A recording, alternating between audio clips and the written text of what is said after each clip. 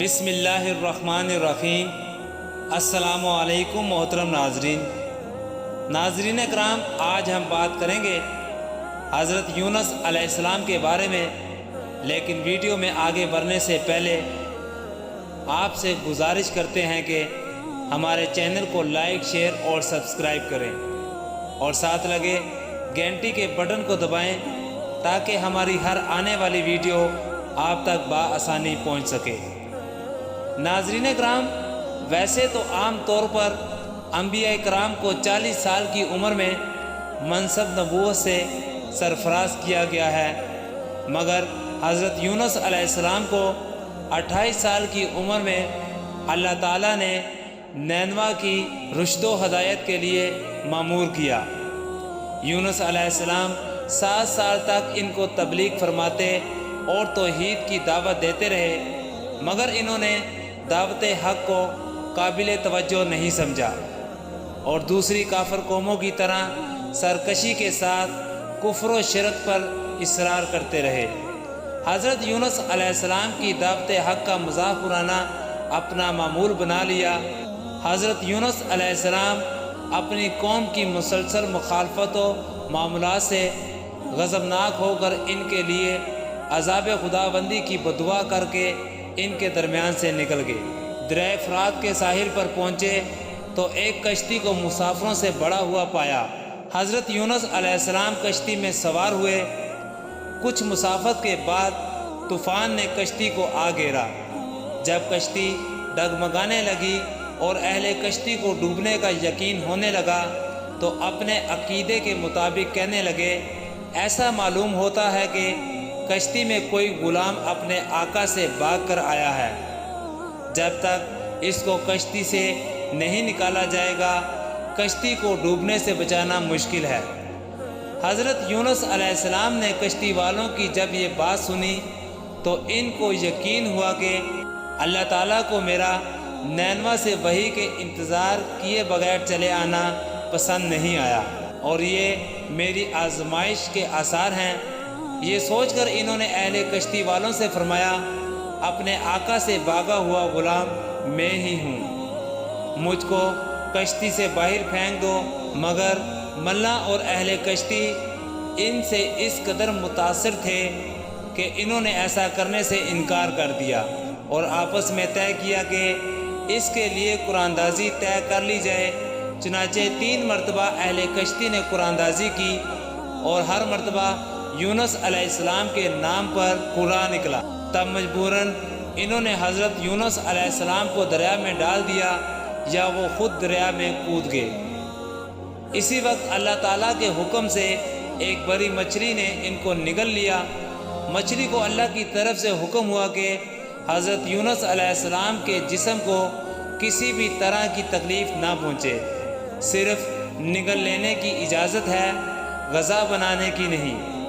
مچھلی کے پیٹ میں داخل ہونے کے بعد حضرت یونس علیہ السلام نے یہ سمجھا کہ وہ مر چکے ہیں، مگر پاؤں پھیلایا تو اپنے آپ کو زندہ پایا۔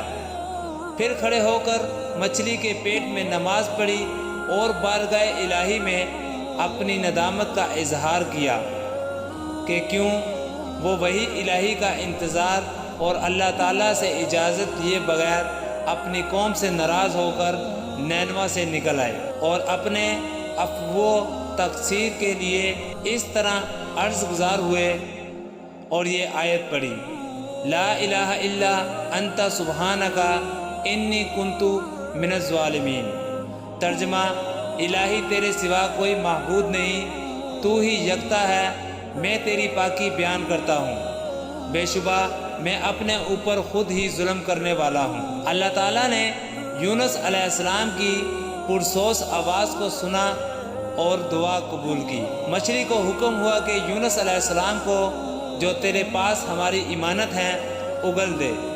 چنانچہ مچھلی نے دریا کے کنارے حضرت یونس علیہ السلام کو اگل دیا۔ حضرت عبداللہ بن مسعود رضی اللہ تعالی عنہ سے منقول ہے کہ مچھلی کے پیٹ میں رہنے کی وجہ سے ان کا جسم ایسا ہو گیا تھا جیسا کہ کسی پرندے کا بچہ، جس کا جسم بے حد نرم ہوتا ہے اور جسم پر بال نہیں ہوتے۔ غرض یونس علیہ السلام بہت نحیف اور ناتواں حالت میں خشکی پر ڈال دیے گئے۔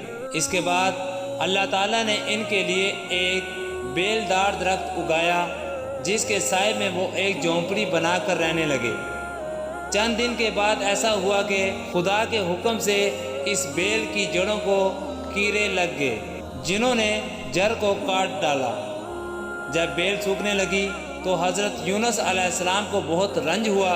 تب اللہ تعالیٰ نے وحی کے ذریعے مخاطب کیا کہ یونس، تم کو اس بیل کے سوکھنے کا بہت رنج و غم ہوا، یہ ایک حقیر سی چیز ہے، مگر تو نے یہ سوچا کہ نینوا کی 1,00,000 سے زیادہ آبادی میں انسانوں کے ساتھ ہر طرح کے جانور بھی رہتے ہیں، اس کو برباد اور ہلاک کر دینے میں مجھ کو کوئی غم نہ ہوگا۔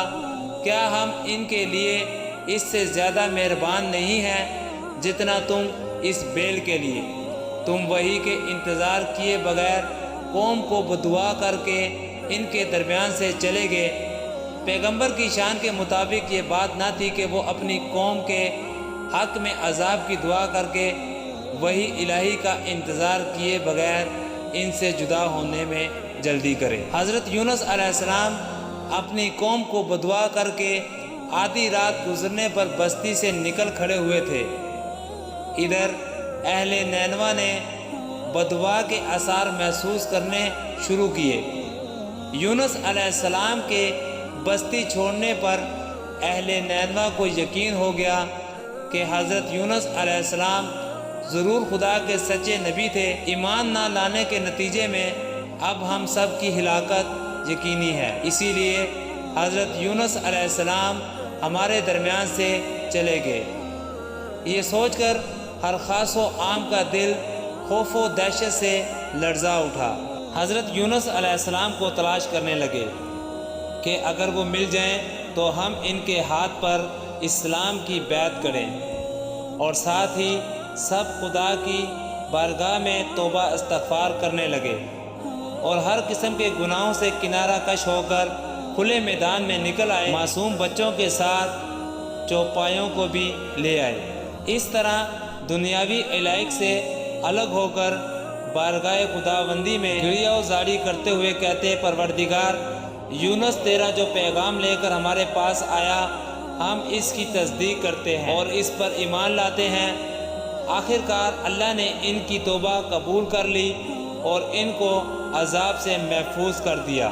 اس کے بعد حضرت یونس علیہ السلام کے ساتھ مچھلی کے نگلنے کا واقعہ پیش آیا۔ پھر ان کی خطا معاف ہوئی اور ان کو دوبارہ نینوا جانے کا حکم ہوا کہ وہ نینوا جائیں اور اہل نینوا میں رہ کر ان کی رہنمائی فرمائیں تاکہ اہل نینوا ان کے فیض سے محروم نہ رہے۔ چنانچہ یونس علیہ السلام خداوند تعالیٰ کے حکم کی اطاعت میں نینوا واپس تشریف لائے۔ قوم نے جب ان کو دیکھا تو اپنی خوشی و مسرت کا اظہار کیا اور ان کی رہنمائی سے فیض یاب ہوئے۔ ناظرین اکرام، اگلی مرتبہ ایک نئی ویڈیو کے ساتھ آپ کی خدمت میں حاضر ہوں گے۔ تب تک کے لیے اجازت چاہتے ہیں۔ اللہ حافظ۔